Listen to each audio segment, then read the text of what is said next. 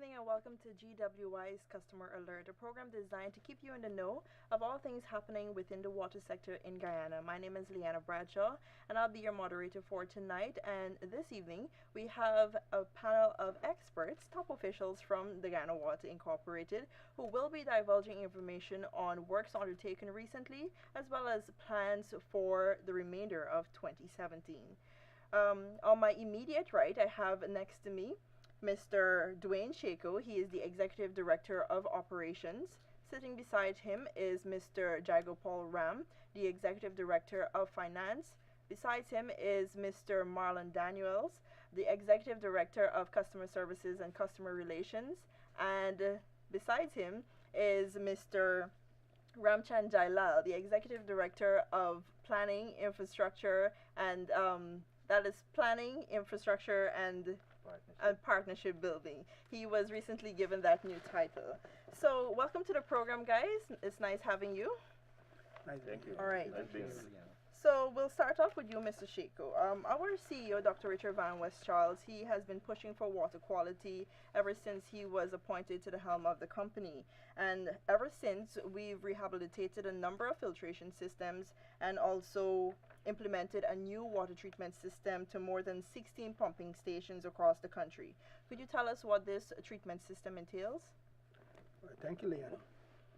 The new treatment entails one of the issue that we have is that we're taking water from an aquifer, which we call a basin aquifer. Average depth is around 600 feet.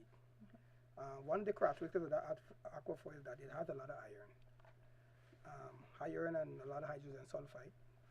So what this new treatment does is that it helps us to sequester or hide that iron, and does not allow it to oxidize.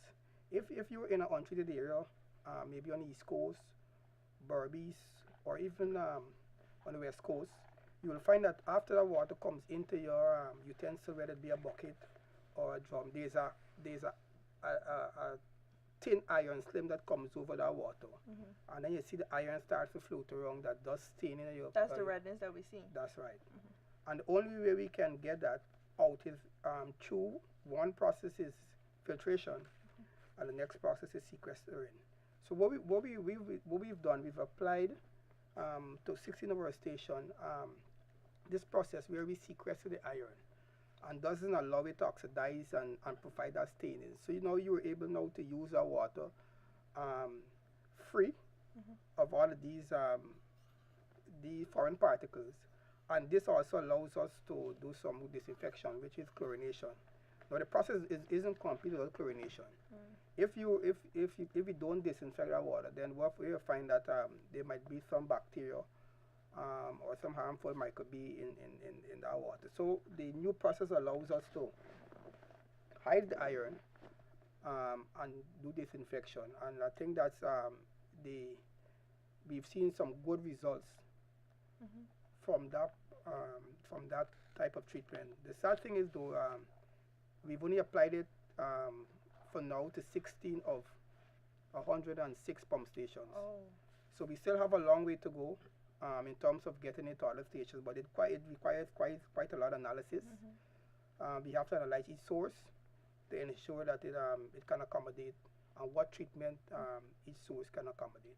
Well, I'm glad that you mentioned that we still have a long way to go, because persons might be watching the program and they might be thinking, okay, well, what is happening to my area? You mentioned 16, but I'm not a part of that 16. Yeah. So we want to let you know that we haven't forgotten you and we're still working to reach the other areas within Guyana. Before I move on to the remainder of our panel, approximately how many customers are benefiting from this new treatment system within the areas that you mentioned, within the 16 areas? It's around 17,000 to 18,000 customers, ranging from areas like Good Fortune, Agricola, Clonbrook, the East Coast. We're looking at North Rumvelt, Festival City. So you have the entire south area there, Ithaca, Edinburgh, and all of these areas. So we're looking at the Diamond area. Diamond is one of the areas that we've implemented recently. We still have some tweaking to do there because sometimes the area is expanding quite rapidly. So that's one of the areas that within the next week We're going to be tightening that process to ensure that the people in Diamond have some water of good quality. But then we still have to move to areas like the Covent Garden, Horstelin area, where the water is not as good as we would like. And then we have the other areas on the East Coast that we're looking to move. Okay. If you're now joining us, you're watching Customer Alert, and within the last 10 minutes of our program, we will be taking your phone calls, and we'll put the number up on the screen. Mr. Ram, Finance Director at GWI, improvement in water quality, you know, it costs money, it requires money rather, and we at GWI have been emphasizing the need to conserve. And so my question to you is, could you give us an idea of the amount of money that is pumped into water treatment alone? I mean, we have other services that we offer and other things that we have to do, but water treatment on an annual basis, could you give us an idea of how much money is pumped into that? Thank you, Leana. It's a great question. And I just want to just take it a little from my colleague, Director of Operations, Mr. Shako. He did expound it a lot in terms of quality, right? Quality, but some basic statistics that we have 24 water treatment plant in Guyana. We have about 132 well stations. We have 24 sewer stations. And GWI basically is a highly capital intensive company. Our asset base or water infrastructure cost of the investment that we have in our books now is like $30 billion. Right? Wow. So it's pretty huge, right? And in order to maintain those assets, basically, it's a challenge, and in fact, a very big challenge. Well, let me get back in terms of why we need to conserve. Let's look basically at our customer database. We are somewhere about 46% of our customers are metered, and the remainder 54 basically is unmetered. So that by itself basically sends a message. So if 54% is basically metered, it literally means that you can measure the consumptions, right? While the remainder, 46% is metered, you could basically measure the consumption. While the 54% there is unmetered, right? The question here is that if you can measure, you can manage. True. Right? So that how we going forward basically in terms of conservation is from two broad perspective. We have to look at it from the customer perspective. I think we got to give more public education out there in terms of conservation, right? And from our organizational side of it also, that link directly to the customer is that we have to move to metering, right? Because we got to think about the cost of the investment that we have. We have to think about the operating costs apart from that investment. Yes. If we need really to provide a better service to our customer, right? And I think we have earmarked about 40,000 meters basically to put into various areas for this financial year. Okay. And we expect to see some huge saving there. Is that once we put more meters out there, we would expect that customers basically will manage the taps better. Yeah, definitely. Right. I know sometimes customers don't like to hear about meters, but it's actually working for their betterment. You know, help them to conserve because you're paying for what you use. Right.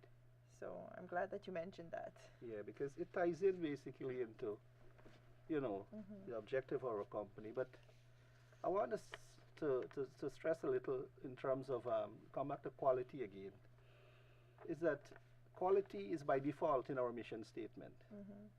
It's clearly defined in our mission statement. It is. And I can read it here basically. I think our viewers need a reminder of our mission statement. Right, mission statement GWI to deliver safe, adequate, and affordable water, and to ensure safe sewage system for improved public health and sustainable economic development. Yes. Right. Thank you so much, Mr. Ram, for that reminder. But let me just, sorry about that, let me just go a little more in terms, I've answered the question in terms of the cost, all right? But I think our viewers out there need to understand, because bringing this water out there to their taps, right, is quite a huge investment. So we invest in basically about $550 million annually Wow. in terms of treatment. 550 million. 50 million of operating costs, somewhere between 10 to 12%. Mm-hmm. And it's not going to be a static number, Right. because as we move into different areas, Mm-hmm. as we are currently doing, we'll need to, and come back to my colleague here, Mr. Shako, right, from his presentation there, that there's a need that the cost is going to go up. Mm-hmm. Because we have to provide a product that basically satisfy our mission statement, and our customers out there Mm-hmm. can, get something of worth, so to speak, without being hurt Indeed. in any way. Okay. Okay, moving on. As actually this question ties in directly. Mr. Ram just noted that we have to move to other areas and our costs will keep going. So my question to you is that given that we recently commissioned new wells in new villages that are now having water for the first time, what are some of the other targeted areas, Mr. Jailal, to gain water access for the first time in 2017? Thank you very much for the question, Leana, and good evening, Diana. In 2017, we have allocated more than $2 billion to undertake infrastructure improvement works. I cannot elaborate on all of the works I know. because of the short time, but there are some of the areas that we were going to undertake works that will benefit communities to receive water for the first time. Includes communities such as Yarakita, which is a Amerindian community in Region 1. More than 700 persons are going to receive water from new infrastructure for the first time. We also are going to drill new well in Ornock, which is a community very close to Port Kaitumo. Another 300 persons are going to benefit from water supply for the first time. We are also undertaking, and those are communities in Region 1. In Region 2, we have recently completed a new well in Lima Sands, and that community will benefit. That well is expected to commission within the next month, and that entire community of Lima Sands will benefit from new water infrastructure for the first time. Coming on to Region 3, we are undertaking a new well at Ridgeway Canam, and those residents, about 500 households, were without access to potable water. And so within the next 2 months, we will complete a new well and water infrastructure within that community, and they will benefit from water supply for the first time. That's as we come down into Region 4, we also have Bladen Hall on the line top. We are undertaking extension of distribution mains. About 200 residents will benefit from new water service. In many different communities, we have communities such as Tasserine in Region 7. We are currently undertaking drilling of a well there, but we are experiencing some challenges because we have met with rock formation, and of course the residents need to understand when we drill these wells, it's not an easy task. Yeah, it's not sometimes we undertake we encounter challenges such as this. So we're at 60 feet. Okay. And we are going, and the bit of the rig going down 60 feet, as it met the rock, it broke. Oh wow. And so we have the contractor now has to take in a different bit to continue drilling. And so we estimate within the next 6 weeks to 8 weeks we will complete drilling, and residents of Tasserine can experience supply of water from water infrastructure for the first time, because they access water from springs, and those springs are sometimes contaminated. True. We also will be drilling wells in other areas such as Campbelltown in Region 8. Those residents will also be receiving water for the first time. So those are some of the areas we are undertaking infrastructure improvement works to benefit residents for the first time.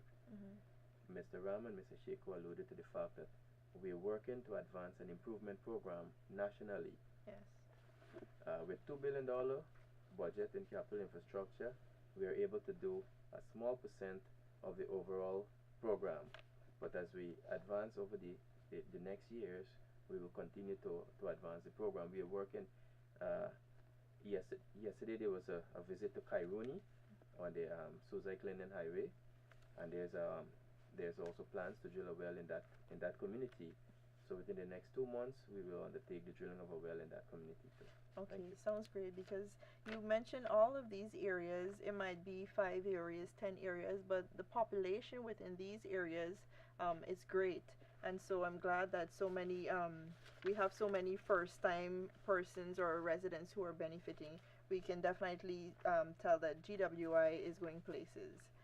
Mr. Daniels, you've been quiet because I haven't gotten to you as yet. But as we move and we try to improve our services, I know that GWI has been facing some difficulties with getting persons who are metered, even those who are unmetered, to pay up their dues because we need the revenue that is coming in to ensure that we sustain what we have to offer to our customers. So GWI has undertaken in a disconnection and service removal campaign. Could you shed some light on whether it has been domestic customers or mostly commercial customers that have been the majority of defaulters? Thank you, Leana, and good evening to the Guyanese listeners. I think we would have heard from my fellow directors, and I suppose it's fitting for me to make a comment now. I think GWA has embraced the fact that water is a basic human right, and we try our best not to interrupt the supply of water. Disconnections are not what we do. We supply water. Mr. Ram would have read the mission statement of the Guyana Water Incorporated, and we really embrace this. We like to see disconnection as a persuasion for customers to honor their obligations to us. Just as we have an obligation to the customer, then we expect the customers to honor their obligation to us also. The storage expansion, the water quality that Mr. Shako and Mr. Ram would have spoken about, also Mr. Jaila, these things come at a very high cost. And our simple task, GWI is not a profit-making entity, by the way. We simply try to recover whatever cost we have invested in the supply of potable water. I think by sheer numbers, our domestic customers would outnumber the number of commercial customers. Okay. Having said that, I think the level of delinquency is high on both sides of the customer database.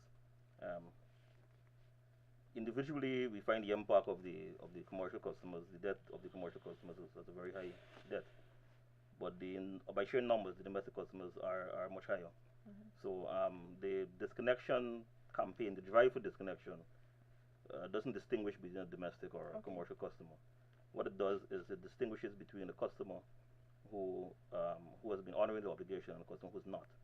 We tend generally not to disconnect customers that owe less than $10,000. We tend not to do this because it hardly makes sense for us to. It's a very costly exercise, and as I said, we generally do not want to disconnect. But when a customer's bill extends beyond the 28-day period and it goes to maybe 60 days, then GWI must make an effort to persuade the customer, I'd like to say, that to honor that bill. I understand. So that's we're basically forced to do it. Uncomfortably so. Yes, I know. Right? But it's something that we have to do to ensure that we recover the costs that are owed to us. Okay. All right. So at this moment, we'd like to take a short ad break.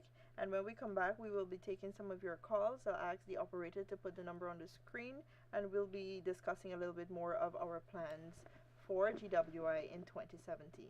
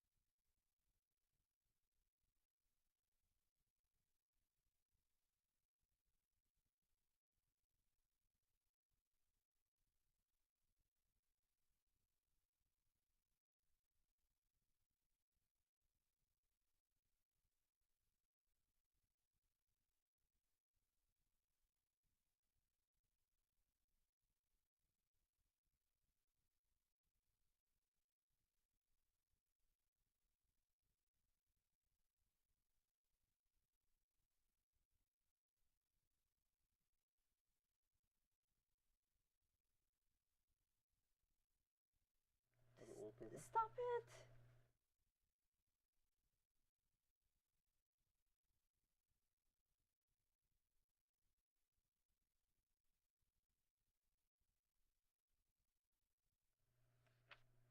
Welcome back. You're watching GWI's Customer Alert. Before the break, we learned about plans for the year of 2017 in terms of improving our services to customers, improving our water quality, and we spoke to Mr. Daniels just before the break about our disconnection and service removal campaign. Of course, this is something that GWI isn't in the business of disconnecting, but it's one of our persuasion tactics, according to Mr. Daniels. Do remember you can give us a call. The number is up on the screen, and we'll be taking your calls, any concerns you might like to be addressed. But before we go to the phone lines, Mr. Daniels, some persons might have, some customers might have a significant balance outstanding. Are there any arrangements in place for someone who might not be able to pay a lump sum all at once? Well, of course, GWI is a very kind, customer-friendly organization. So whilst by right we should demand the entire amount being paid, we offer very wallet-friendly payment options. These are entirely flexible, even though managers may be guided by a structural arrangement that would demand a certain percentage up front. I would prefer to tell the public that we try to reach the pocket of every individual by offering a very wallet-friendly type of arrangement. So it's all done on a case-by-case basis. So we assess every individual customer that may come into us, and based on that assessment, then we can offer a payment plan that meets that person's individual need. Okay, so they just basically need to go into any GWI office countrywide. Yes. Sounds great. So we have no excuses basically, and of course we'd like to remind you that we have our payment agencies that you can go into, especially on the weekends if you don't get a chance to go during the week. We have SurePay, Bill Express, Mobile Money, that's GTT Mobile Money, and we have the banks, Citizens Bank, Scotia Bank, Republic Bank. Exactly. Great. Mr. Shako, back to you. Aside from improving our water quality, GWI has been focusing on trying to increase the amount of hours that we provide water to our customers, and we've been looking at 24-hour service, not just a couple extra hours, but 24-hour service. Could you say what is the progress we have made in this regard thus far? Well, what I'll tell you is that any area that is not receiving 24-hour service presently is due to the fact that we have a demand and supply issue. Okay. Where the demand is more than the supply. Our aim is to ensure that persons can wake up 2 o'clock in the morning. They can, if they're working a night shift, if they're coming home at 6 o'clock, 5 o'clock, that they must be able to get water anytime in the evening or throughout the day. So once we're not able to do that, is not something that we deliberately do, but just that we don't have a choice based on the facility, maybe the treatment plant. But what we're trying to do is we're looking at expanding many plants to able to now meet that supply. We've done a lot of work at Georgetown, Shelterbelt. If those persons who living in Georgetown would have remembered that we would have dropped the pressure from 9 o'clock, and then we would have come down again at 4 o'clock. Right. Presently, we're pumping water 24 hours in Georgetown, so you can get water. We've expanded plants like New Amsterdam and these areas where we're pushing for 24 hours. We still have plants such as Covent Garden, Eccles area, Grove, that now receiving 24-hour supply on basically a schedule basis. And we're presently looking at improving the hours. Our aim, and we're not there as yet, but our aim is to supply 24-hour service. Okay. Sounds great, and I like that explanation. Will we have a caller online? Hello, good night to you. Good evening. GWI panel. I am saying this. GWI is doing a good job around the country, and we need to have GWI to supply water excellent. And I urge customers, let us all pay up our bills. But yet still, there's one problem. GWI should be putting water from the ground level, one pipe length, which is 19 feet above the earth. I believe that was a challenge before when GWI came into being, when it took over the wells from the guy Suku and all other private wells. They plan to put water one pipe length in the air. relationship because that used to be working years ago. But why should we have black tanks in all housing schemes?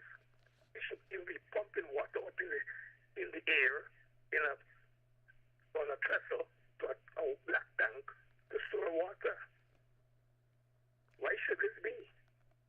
Okay, sir. Thank you so much for your call and your concern. I'll ask Mr. Shako to address it. Okay? Okay, thank you. I think the call is absolutely right. It's something that we talk about every day at GWI.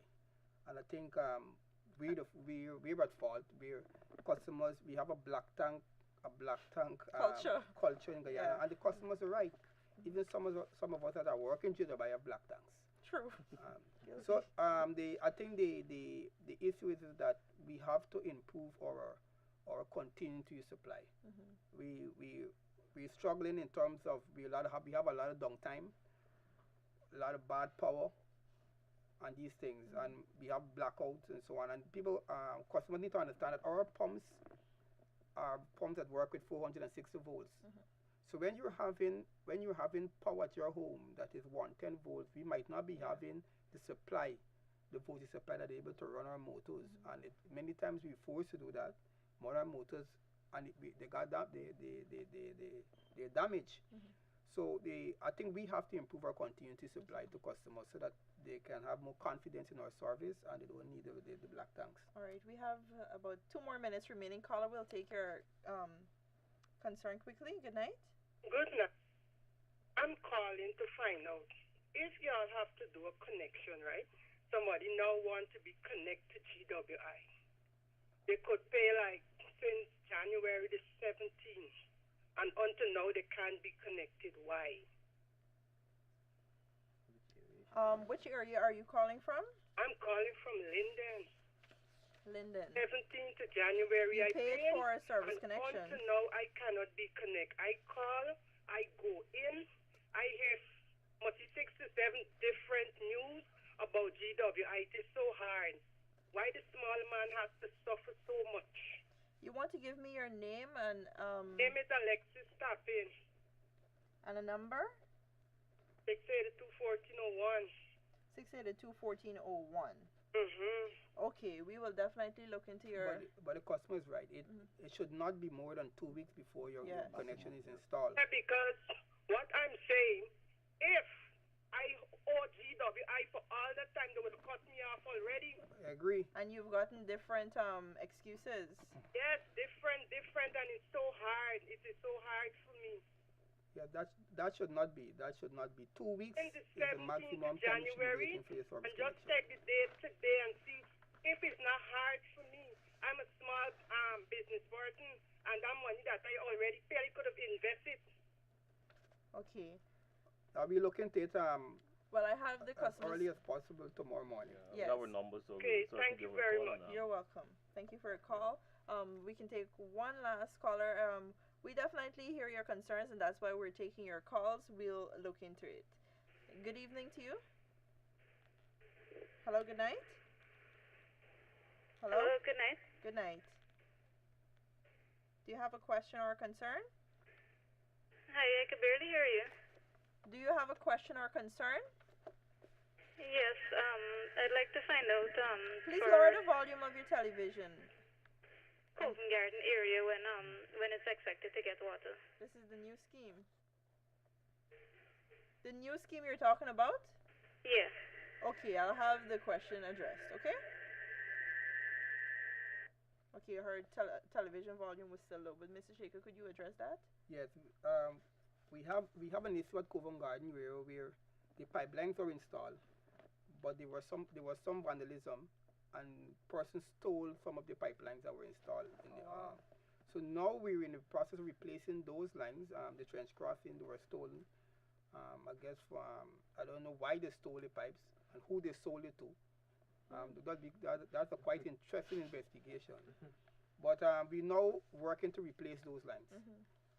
And then we're also working to upgrade the Covent Garden treatment plant to be able to serve that area. Many customers are calling about Covent Garden and the farm area. We're getting quite a lot of calls. By the end of June, we should be able to replace those lines and have those network upgraded. So by the end of June or mid-June, we should be ready for to have those connections installed. Okay. All right. We are out of time. I'm so sorry we can't take any more calls, but I want to encourage you. You can call our customer call center. The number is 227-0103 or 04. We have an active call center, and we will definitely take your calls. They will be addressed. Or you can follow us on social media. Just look for Guyana Water Incorporated on Facebook, Twitter, or Instagram. You can send us an inbox message, and we will definitely look into your concerns. I want to thank my panel so much. Anyone wants to give any final words? Or I think we've addressed everything. I think I just want the customer to understand that we're not there as yet. Yes. We're trying, we're improving, but we're not there as yet. Just give us some time. We're pushing ahead. We have a long way to go in terms of quality. Our aim, understand that our aim is to ensure that you can drink the water from the pipe. And we're working towards that. It might not be this month, this year, but within the near future, you'll be able to do that in some areas. And I think that once we could admit that and say what you've said, I think that, you know, we understand the challenge and we're working towards it. You've been watching GWI's Customer Alert, a program designed to keep you updated about all the things happening in the water sector. Thank you so much for watching. Good night.